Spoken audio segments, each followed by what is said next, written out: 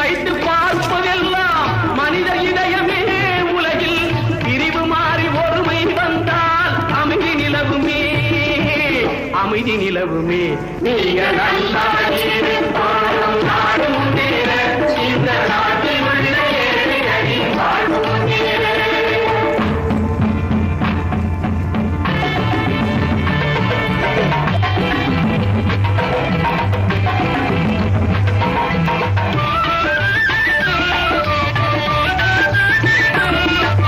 நதியை போல நாமும் நடந்து பயன் தர வேண்டும்.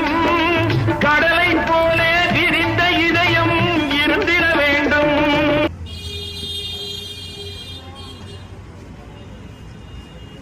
ஓகேண்ணா, ஓகே.